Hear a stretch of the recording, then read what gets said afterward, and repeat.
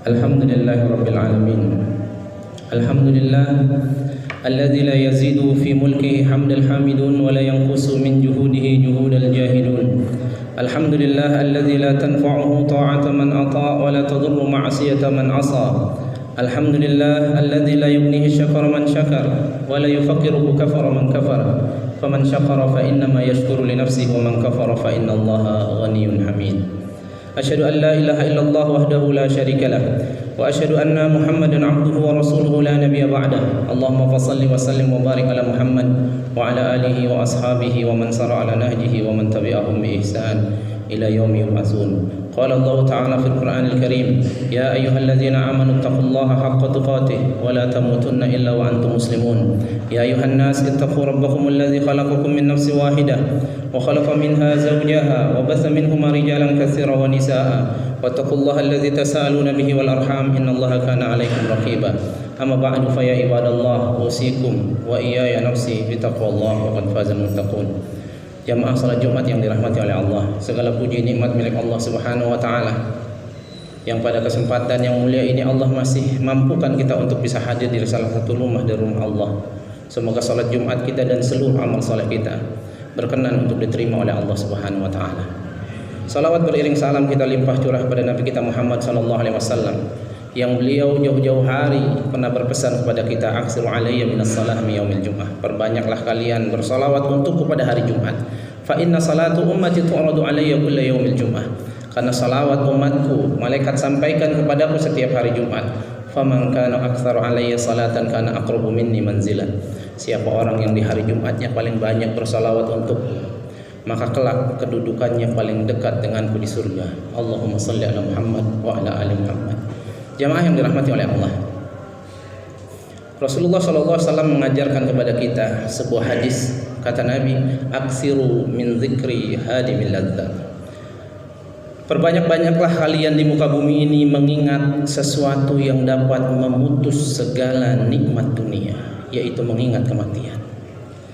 Karena dengan mengingat kematian ini mampu mengontrol nafsu dunia kita.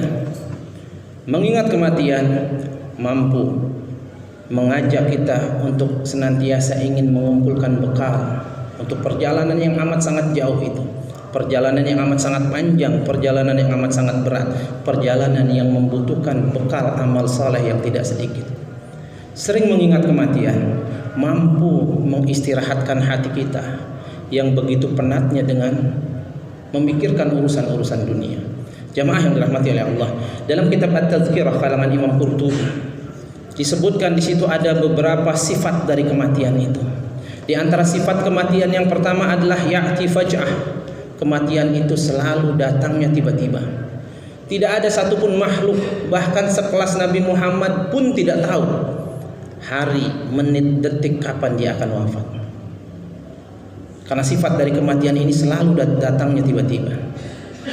Ketika kita membaca sebuah sirah atau membaca kitab Sirah Ar-Rahiq Al-Makhtum, di situ diceritakan bahwa Nabi kita Muhammad SAW hari Rabu malam Kamis itu puncak dari sakit beliau.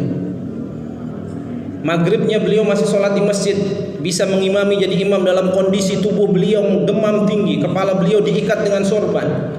Maka di waktu isyaknya ketika kumandang azan, beliau mencoba untuk bangkit ke masjid, tapi beliau jatuh terhuyung dan kemudian pingsan. Ketika sadar beliau berwudu kembali, mencoba untuk datang ke masjid lagi, pingsan lagi. Ketika sadar lagi beliau berwudu lagi, mencoba bangkit untuk ke masjid lagi dan pingsan lagi. Maka Nabi kita Muhammad SAW sudah tahu kondisi fisiknya amat sangat lemah. Beliau memerintahkan kepada Aisyah mur Abu Bakrin ayyusalliya bin nas, tolong suruh Abu Bakar untuk menjadi imam mulai malam ini. Maka mulai malam itu Abu Bakar As-Siddiq yang menjadi imam. Berlalu waktu, hari Senin subuh ketika iqamah sudah dikumandangkan, sahabat sudah berbaris rapi untuk melaksanakan salat subuh, maka terbuka tirai rumah Nabi. Wajah Nabi tampak bercahaya, seolah-olah Nabi sudah sehat. Bahkan Abu Bakar ingin mundur agar Nabi yang jadi imam, maka diperintahkan Abu Bakar tetap menjadi imam. Sehat kondisi beliau, akan tetapi di waktu duhanya beliau dipanggil oleh Allah Subhanahu wa taala. Artinya tidak ada satupun sekelas Nabi pun tidak tahu kapan kematian itu akan datang. Maka ketika kita faham ini, kita akan selalu mempersiapkan diri, mengumpulkan bekal sebanyak-banyaknya untuk mengarungi perjalanan akhirat yang amat sangat panjang dan melelahkan itu. Kemudian jemaah yang dirahmati oleh Allah, kematian ini di antara sifat kematian yang kedua, dia adalah selalu diikuti oleh 99 ancaman kematian berikutnya. Nabi Muhammad SAW mengatakan, jika satu dari ancaman kematian itu sudah berhasil kita lalui, maka akan ada ancaman kematian berikutnya. Kita bisa lalui lagi, ada ancaman kematian berikutnya, sampai 99 ancaman kematian ini menghantui kita. Maka ketika sudah sampai yang ke-70, maka akan Allah datangkan yang ke-100, yaitu al-haram, tua. Wa man nu'ammirhu nunakkisu fil khalqi afala yaqilun. Setiap umur kita ditambah oleh Allah, kekuatan fisik kita ini berkurang, maka sampai masanya nanti kita diwafatkan oleh Allah Subhanahu wa taala. Jamaah yang dirahmati oleh Allah, boleh jadi ada di antara kita, alhamdulillah, Allah sembuhkan dari terpapar COVID-19. Tapi apakah ada dari antara kita yang bisa menjamin kita terbebas dari ancaman penyakit ginjal, penyakit jantung, atau penyakit lain-lain sebagainya? Karena ancaman kematian ini selalu menghantui kita. Bahkan malaikat maut tiap hari 3 kali mengabsen kita. Sudah waktunya dicabut apa belum? Sudah waktunya dicabut apa belum? Dulu kita pernah mendengar ada sebuah pesawat terjatuh, ada satu orang yang selamat karena mungkin terlambat sampai bandara. Dia terbebas dari satu ancaman kematian. Tapi tahukah kita berita yang viral setelahnya? Dia diwafatkan oleh Allah sebulan setelah pesawat itu kecelakaan dengan terkena serangan jantung. Maka jamaah yang dirahmati oleh Allah, ketika kita paham bahwa ancaman kematian ini selalu menghantui kita. Berapa banyak orang di pagi harinya memakai kaos kaki, memakai jas dengan begitu gagahnya, tapi di siang hari kaos kaki, jas, bahkan sekedar kacamata saja dibukakan orang-orang lain karena dia sudah diwafatkan oleh Allah Subhanahu wa taala. Kemudian jemaah yang dirahmati oleh Allah, sifat kematian yang ketiga adalah indahus sakarat. Kematian ini memiliki sakarat. Seperti apapun kematian seseorang, kita lihat kasat mata seolah-olah mudah, misalnya langsung mati, atau ditembak langsung mati. Apakah mereka tidak merasakan sakarat? Merasakan jamaah. Nabi Muhammad SAW ketika di hari Senin itu meminta dibawakan satu wadah air, Nabi celupkan tangannya, Nabi basuh mukanya, kemudian Nabi mengatakan, innal mautu la sakarat. Ya Allah, sesungguhnya setiap kematian itu ada sakit yang berlapis-lapis yang dinamakan sakarat. Saking berlipat-lipat dan berlapis-lapisnya sakit, maka orang sakarat itu tidak bisa teriak. Maka ketika kita lihat orang macam begini, biasanya tatapannya nanar ke arah langit, diajak berbicara sudah tidak nyambung, maka segera kita talqin di telinga kanannya sembari memegang keningnya. Kita pelan-pelan kita talqin, la ilaha illallah. Maka akhiru kalami la ilaha illallah dakhulal jannah. Siapa orang yang dimampukan oleh Allah di akhir hayatnya mengucapkan kalimat tauhid la ilaha illallah, maka dia akan masuk surga. Yusabbitullahu alladziina aamanu biqauli tsabit fi hayatid dunya wal akhirah. Orang-orang yang beriman, orang-orang yang istiqomah dalam ajaran Islam, Allah akan mampukan nanti mengucapkan kalimat ini di akhir hayatnya. Hadirin jamaah yang dirahmati oleh Allah, maka kematian ini memiliki sakarat. Yang tidak memiliki sakarat hanya orang-orang yang mati syahid saja di medan peperangan. Selain itu, seperti apapun kondisi kematiannya, maka yakinkan diri kita bahwa kematian itu ada sakaratnya. Dalam kitab At-Tazkirah, Aisyah radhiyallahu anha dulu pernah iri ketika melihat ada orang seolah-olah kasat mata, matinya kok mudah, tiba-tiba dilihat bleks meninggal.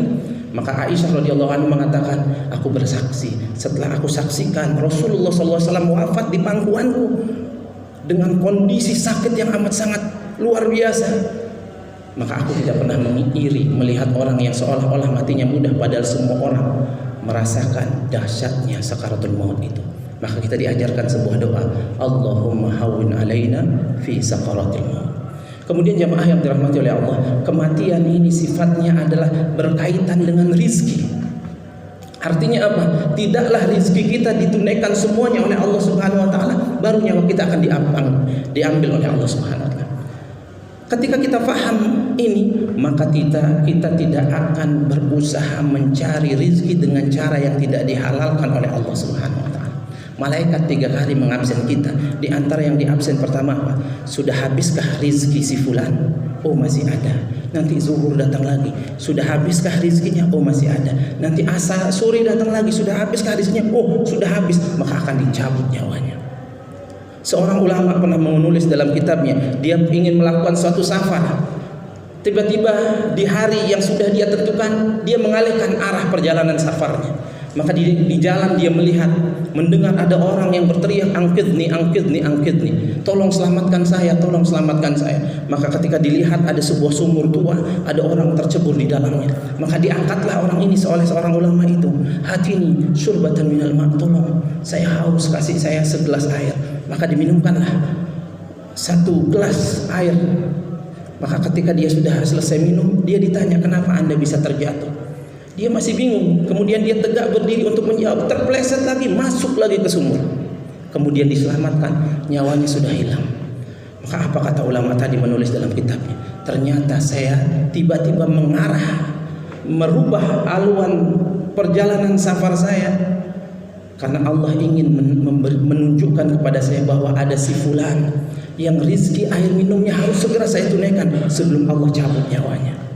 Jadi hadirin yang dirahmati oleh Allah, maka jangan pernah khawatir dengan rezeki kita sampai-sampai kita menghalalkan yang diharamkan oleh Allah Subhanahu wa taala. Rezeki halal kita akan semua ditunaikan, selepas itu Allah akan mencabut nyawa kita.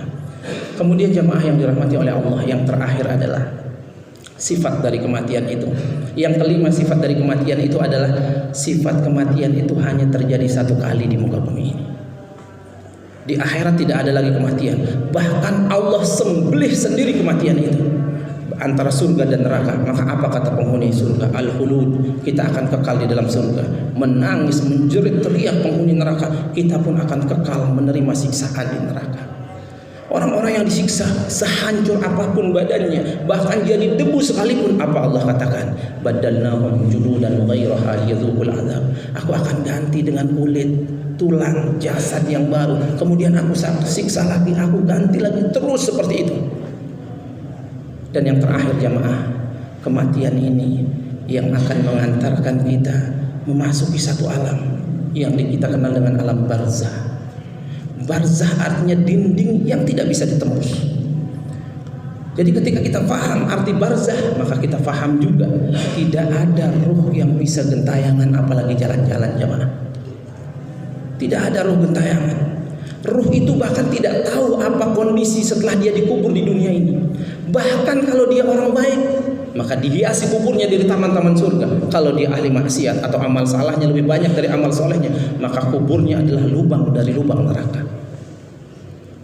Maka ketika kita memahami bahwa ada ruh gentayangan, maka kita sudah merusak akidah kita dengan meyakini Allah tidak becus menggenggam ruh, padahal ruh itu ada di genggaman Allah Subhanahu wa taala. Maka ketika kita paham arti barzah yang artinya dinding tidak bisa ditembus, maka kita tahu semua orang-orang yang sudah wafat, yang sudah mendahului kita, di mana mereka sekarang? Allah menjawabnya dalam Al-Qur'an, wa min waraihim barzakhun ila yaumi yub'atsun. Mereka semua ada di satu alam yang kita kenal dengan alam barzah. Sampai kapan mereka di sana? Sampai hari berbangkit atau sampai hari kiamat Allah tegakkan. Mudah-mudahan Allah karuniakan rizki kepada kita semua, wafat dalam keadaan husnul khatimah. Aqulu qouli hadza wa astaghfirullah.